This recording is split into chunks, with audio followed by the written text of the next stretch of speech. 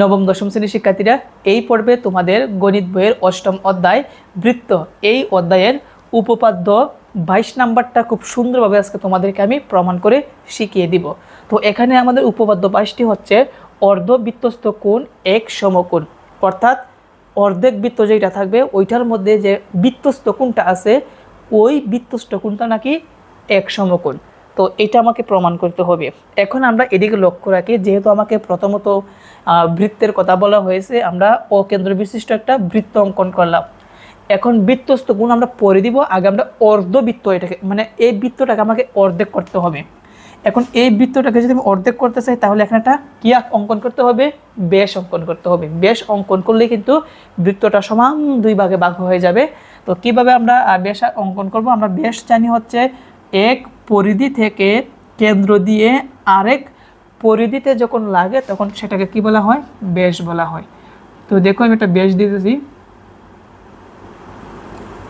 এইটা হচ্ছে একটা কি ব্যাস। ওকে, তো আমরা ব্যাসের একটা নাম দিতে পারি, মনে করো এটা হচ্ছে এ আর এটা হচ্ছে কি বি। এখন বলছে কি অর্ধবৃত্তস্থ কোণ, এখন আমাকে বৃত্তস্থ কোণ দিতে হবে। আমি এই জায়গার মধ্যে একটা বৃত্তস্থ কোণ দিব।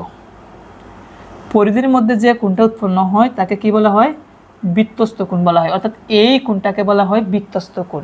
তো বৃত্তস্থ কোণের নাম দিলাম সি দিলাম।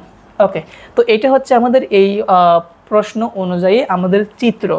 এখন দেখো আমরা বিশেষ নির্বাচনটা লিখব সমাধান।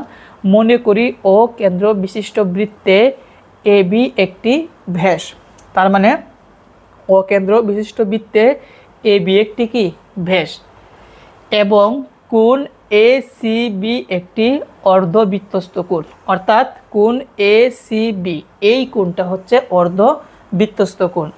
প্রমাণ করতে হবে যে কোণ এ সি বি এক সমকোণ, অর্থাৎ এই জায়গায় যে কোণটা আছে আমাদের অর্ধবৃত্তস্থ যে কোণটা আছে এই কোণটা হচ্ছে এখানে এক সমকোণ, অর্থাৎ 90 ডিগ্রি। এইটা প্রমাণ করতে হবে।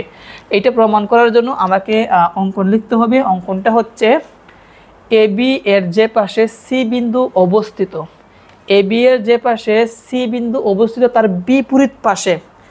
বিপরীত পাশে বৃত্তের উপর একটি বিন্দু ডি নিই। তো এখানে একটা বিন্দু আমরা ডি নিলাম।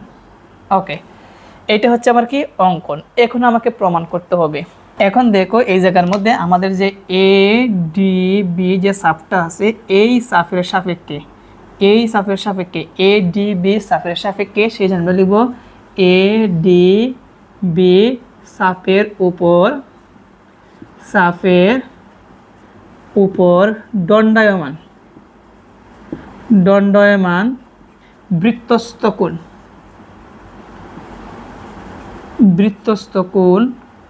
তো বৃত্তস্থ কোণের নাম কি, কোণ এ সি বি। তাহলে আমরা লিখব কোণ এ সি বি এবং কেন্দ্রস্থ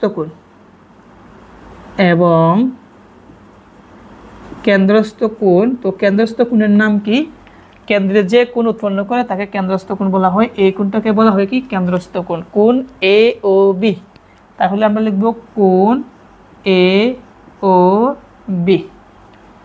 এখন এই জায়গার মধ্যে লক্ষ্য রাখবা, আমাকে প্রমাণ করতে হবে এখানে যে কোণ এ সি বি বৃত্তস্থ কোণটা আছে, কোণ এ সি বি আছে, এইটা নাকি এক সমকোণ অর্থাৎ 90 ডিগ্রি। এইটা প্রমাণ করতে হবে। একদম ইজিভাবে আমরা প্রমাণ করব। আমরা কিন্তু জানি এর আগের উপপাদ্যগুলোর মধ্যে আমরা শিখছি, আমরা জানি কেন্দ্রস্থ কোণ বৃত্তস্থ কোণের দ্বিগুণ। তো আমরা এতটুকু এই পাশে লিখব। আমরা জানি কেন্দ্রস্থ কোণ বৃত্তস্থ কোণের দ্বিগুণ। তো কেন্দ্রস্থ কোণটা কি, কোণ এ ও বি। তাহলে আমরা লিখব কোণ এ ও বি সমান কার দ্বিগুণ, এখানে যে বৃত্তস্থ কোণ আছে এ সি বি তার দ্বিগুণ। তাহলে লিখব 2 কোণ এ সি বি। বা আমরা জানি যে এখানে যে কোণটা আছে কেন্দ্রস্থ কোণটা আছে এ সি বি, এটা কিন্তু এক সরল কোণ। এটা কি এক সরল কোণ। যদি একটা সরল রেখা থাকে আর একটা কোণ উৎপন্ন হয় এটাকে কি বলা হয়, এক সরল কোণ। আর এক সরল কোণ মানে হচ্ছে দুই সমকোণ, মানে 180 ডিগ্রি। তার মানে এই কোণটা হচ্ছে 180 ডিগ্রি। সেই জন্য আমরা লিখতে পারি কোণ এ ও বি সমান হচ্ছে কত ডিগ্রি, 180 ডিগ্রি। আর এখানে কি আছে 2 কোণ এ সি বি। বা এখন আমরা একটা পক্ষান্তর করি, যেমন এই পাশটা নিয়ে আসবো, এই পাশে কোণ 2 কোণ এ সি বি সমান 180 ডিগ্রি, দুইটা আছে গুণ, ওই পাশে গেলে কি হবে, ভাগ হবে। আর এখানে থাকবে কোণ এ সি বি সমান, ভাগ হলে 2 যাবে নিচে আর 180 ডিগ্রি যাবে উপরে। এখন 180 ডিগ্রিকে 2 দ্বারা ভাগ করলে কত আসবে, 90 ডিগ্রি। তার মানে আমরা পেলাম, অতএব কোণ এ সি বি সমান কত ডিগ্রি পেলাম, 90 ডিগ্রি পেলাম। তার মানে আমাকে কিন্তু প্রশ্ন কিন্তু বলছে যে অর্ধবৃত্তস্থ কোণগুলো এক সমকোণ। তো আমাদের অর্ধবৃত্তস্থ কোণটা এ সি বি, অর্থাৎ এই সি কোণটা নাকি 90 ডিগ্রি, মানে এক সমকোণ। তো দেখা যাচ্ছে আমাদের এ সি বি অর্থাৎ সি কোণটা কিন্তু 90 ডিগ্রি কিন্তু আসলো, তার মানে আমাদের প্রমাণ হয়ে গেল। সেই জন্য আমরা এখানে লিখে দিতে পারি, অতএব কোণ এ সি বি সমান এক সমকোণ, এক সমকোণ। প্রমাণ করতে বলছে, লিখব প্রমাণিত। প্রিয় শিক্ষার্থীরা, আশা করি তোমাদের এই উপপাদ্য 22 নাম্বারটি তোমরা ভালোভাবে বুঝতে পেরেছো, ছোট্ট একটা উপপাদ্য। তো আজকে এই পর্যন্তই। তো তোমরা যদি আবার এটা ভালোভাবে দেখতে চাও তাহলে পুনরায় আবার ভিডিওটা দেখে নিও। আমরা পরবর্তী পর্বে তোমাদের উপপাদ্য 23 নাম্বারটা সমাধান করব। আজকে এই পর্যন্তই। আসসালামু আলাইকুম।